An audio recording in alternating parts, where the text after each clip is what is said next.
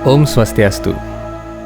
Dia yang ahli menggunakan gada, yang pandai bergulat, dan yang kekuatannya setara dengan 1000 gajah adalah Bima. Sebagai putra kedua Maharaja Pandu dan Kunti Dewi, Bima bertugas melindungi saudara-saudaranya. Kiprah Bima dalam sejarah Mahabharata sangatlah besar, dan berikut beberapa di antaranya.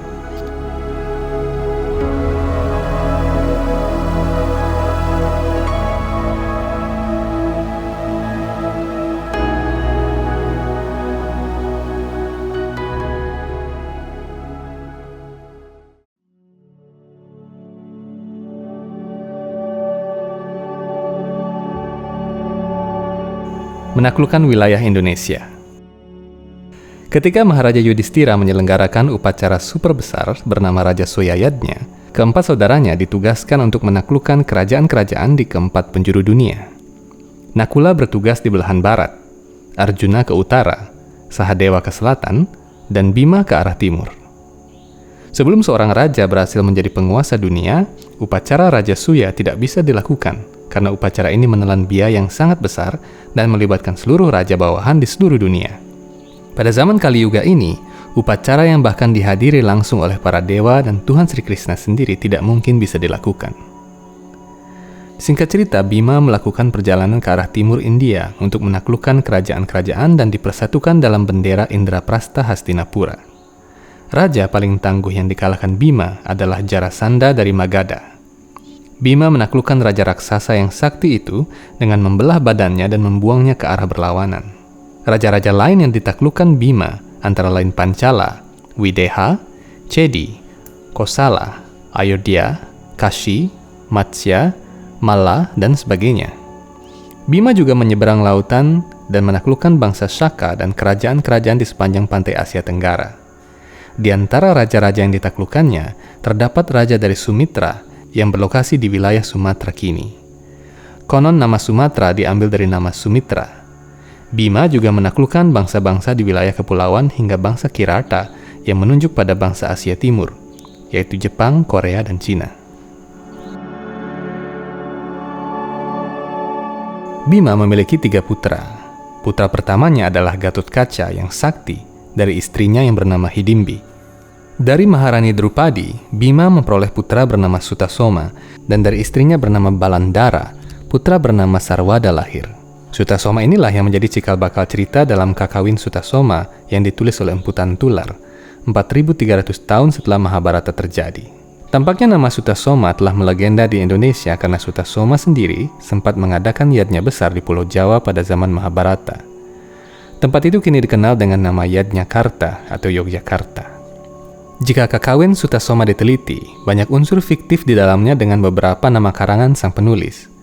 Beberapa nama seperti Hastinapura, Bima, Sutasoma, dan Kalmasapada memang ada dalam fakta sejarah Mahabharata, namun beberapa nama tokoh sengaja ditambahkan oleh sang penulis, entah karena apa. Yang jelas, cerita dalam Kakawin Sutasoma adalah salah satu bukti bahwa leluhur Nusantara pada zaman dahulu setidaknya pernah mendengar nama dan sejarah Sutasoma yang berkuasa di Nusantara. Namun karena sejarah yang diturunkan dari mulut ke mulut, kisah sesungguhnya menjadi kabur selama lebih dari 4000 tahun.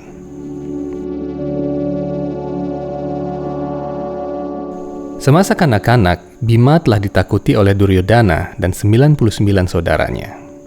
Suatu hari Duryodhana berencana membunuh Bima dengan memberinya sepiring besar sweet rice atau nasi manis yang berisi racun. Setelah memakan nasi manis itu, Bima bukannya meninggal, namun malah tertidur pulas. Mengira sepupunya telah tewas keracunan, Duryodhana dan saudara-saudaranya membuang Bima ke sungai Gangga. Terbawa aliran Gangga, Bima akhirnya sampai di Samudra Hindia. Ketika tersadar, Bima ada dalam lautan dan mulai mengaduk-ngaduk lautan itu. Melihat tingkah laku tersebut, Dewa Waruna menjadi terganggu dan mengirim bala pasukannya untuk menguji Bima. Pasukan Waruna berhasil dikalahkan. Hindu Times Channel kini memiliki fitur Join Member.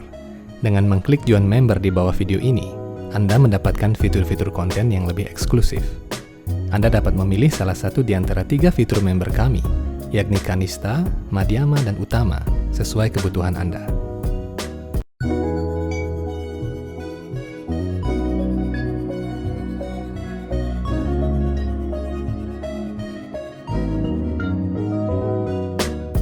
Sebelum video ini kita lanjutkan, kami menawarkan beberapa jenis merchandise untuk Anda. Kami menyediakan t-shirt, tote bag, dan majalah Hindu Times edisi 13 hingga 15. Untuk membeli secara online, silakan klik link pada kolom deskripsi.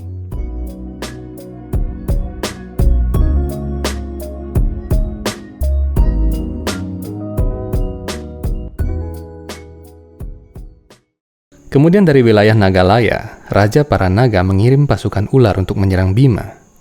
Dengan mudahnya, Bima mengalahkan ular-ular itu. Peristiwa ini menjadi kisah yang populer di Nusantara dengan tajuk Dewa Ruci. Dilihat dari sejarahnya, nama Dewa Ruci menunjuk pada Dewa Waruna sendiri. Raja para Naga menyebut Bima yang perkasa dan mengatakan bahwa Bima adalah cucunya dari garis ibu. Senang atas kedatangan Bima, Raja para Naga memberinya minuman para naga yang dapat melipat gandakan kekuatan seseorang setara 1000 gajah. Bima meminum ramuan tersebut dan kekuatannya bertambah. Setelah bersujud kepada kakeknya, Raja para Naga, Bima kembali ke daratan dan tiba di pesisir Kancipuram di India Selatan. Di sana dia mencoba kekuatannya dengan mengangkat bongkahan batu-batu raksasa dan melemparkannya.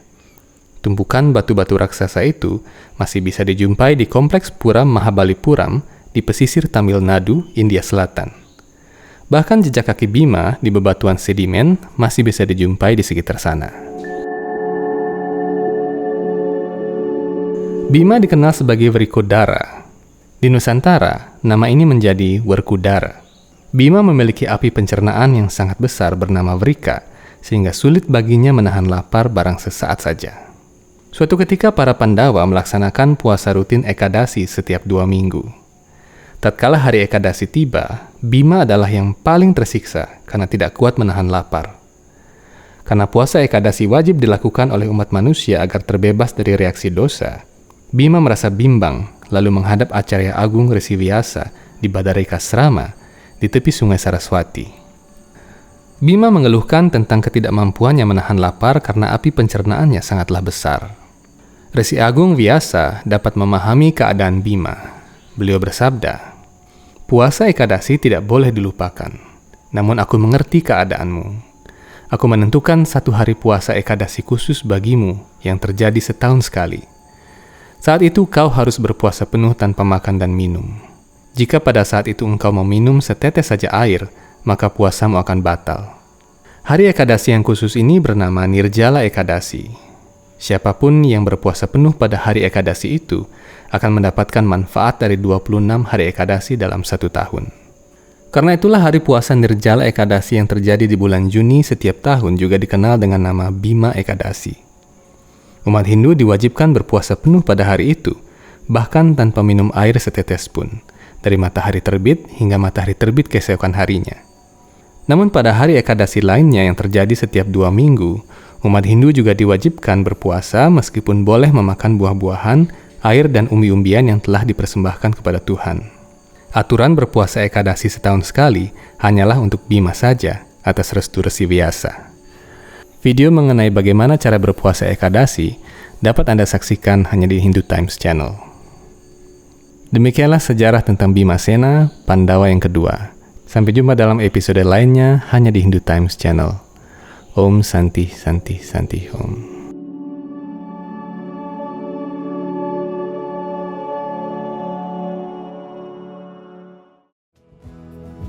Bhava tume sada